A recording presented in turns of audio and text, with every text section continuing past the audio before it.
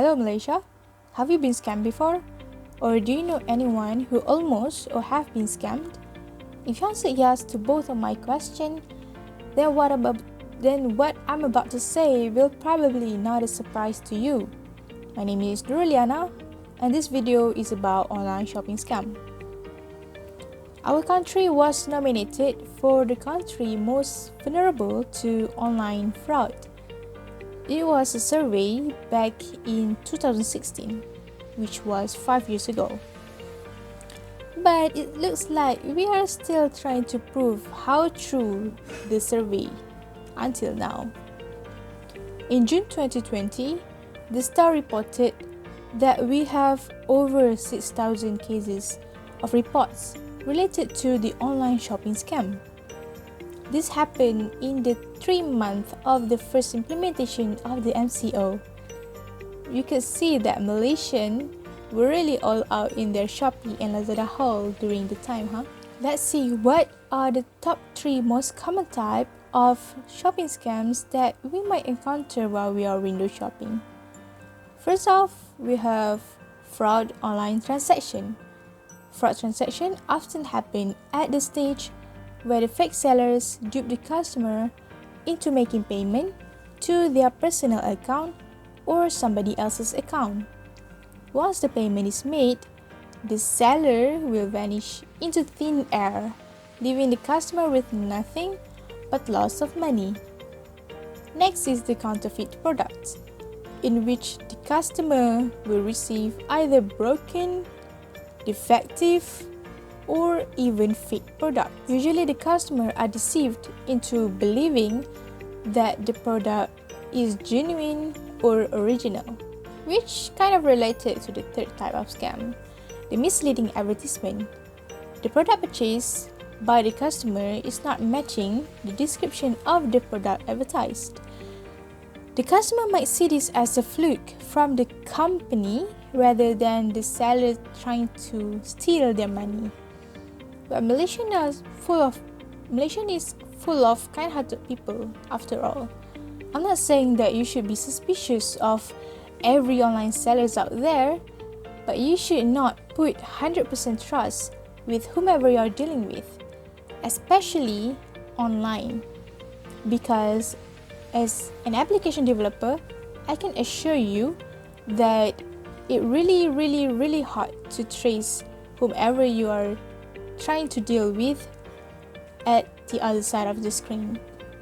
The keywords are be wary, be cautious, and do your research, because one click could decide your future. My name is Nur Azila with metric number A168395. I am from the Faculty of Information and Science Technology with the role of Cybersecurity Analyst. Have you ever heard of how people can be scammed? Or is anyone around you have to experience an encounter with a scammer? Today, I will be speaking about a conundrum faced by every country, including Malaysia. Based on my previous experience, even a well-known company are exposed to cyber threat and cyber attack by a hacker. Therefore, there is a high possibility that an individual could be hacked too. Based on an article by Kaspersky, International Data Corporation predicts that $133.7 billion will be spent only on cybersecurity solutions. So I highly suggest that we take precaution whenever we use any e-commerce platform.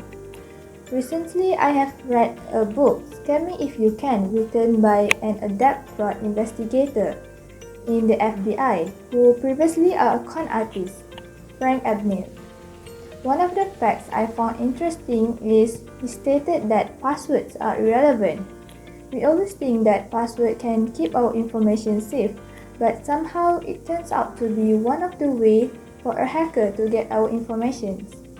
He shares in his book how the scammer can debug your password easily, and one of the reasons it can occur is when users recycle the same password frequently. Personal and bank information both play a major role as they define an individual uniquely. If you suspected that you have been erroneously charged, Inform the bank immediately so that they can take necessary actions. Did you know one of the methods that scammer use is by sending phishing emails to the victim? In the email, they will trick you into downloading malware that could steal your information without your consent by disseminating viruses to your devices. And there are a lot of other ways that scammers could use to steal your precious data, such as Trojan horse and ransomware. So always be careful and stay alert with what you click or open on the internet. That's all from me. Thank you. Assalamualaikum and hi. My name is Wan Ahmad Ghazali bin Wan Jaafar. My metric number is A167672. As we have already known what scams are all about in terms of online shopping and how scams are being conducted by scammers out there, I think it is very important for me to talk about the bad effects of online shopping scam, and in other words, how scams can negatively impact online business and entrepreneurship. First of all, I would say that scams can cause serious financial and product loss. Why I say so? Because these events of scams will eventually lead to the declining of income for the entrepreneurs and sellers. In certain situations where sellers are being scammed, they gain zero return value even if they have already lodged a report to the police. Still, the sellers are being left without any compensation, and the scammers are nowhere to be found. So, with no payment for the product, which is already missing, do you think the sellers would gain any profit from it? Surely, I would say no.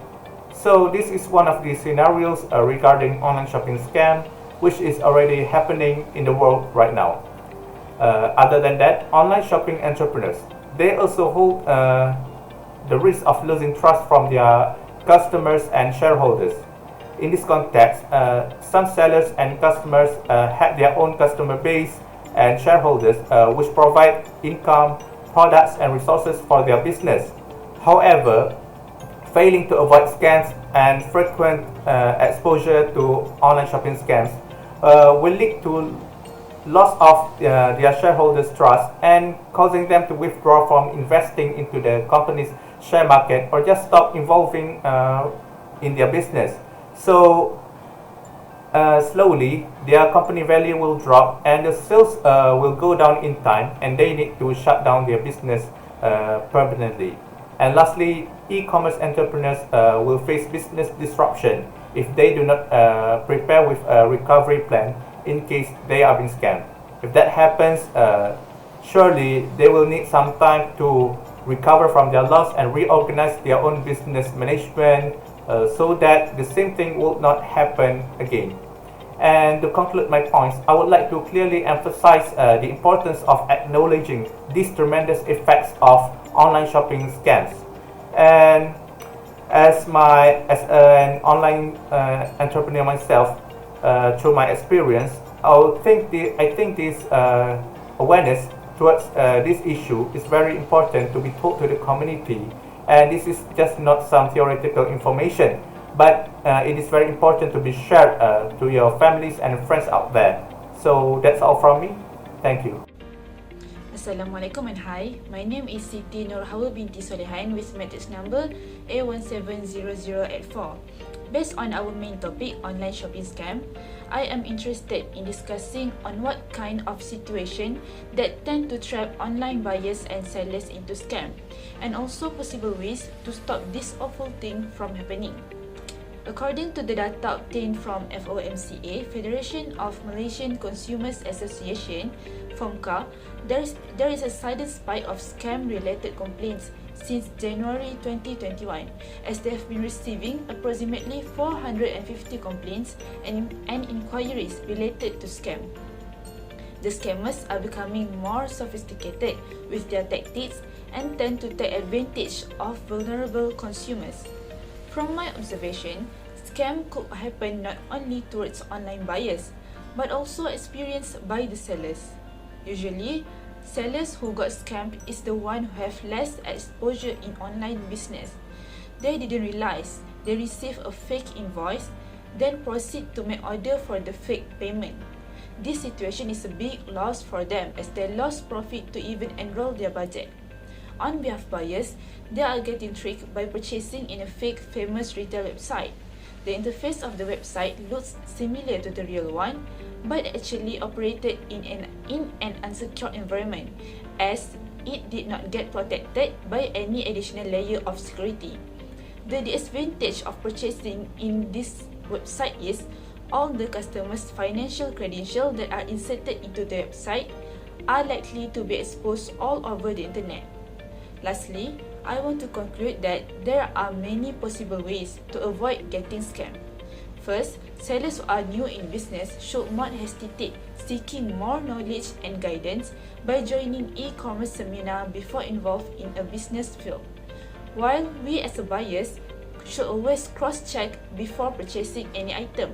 The easiest way is by analyzing previous customers' review and ensure URL of the shopping website begin with HTTPS for a secure one. That's all from me. Thank you.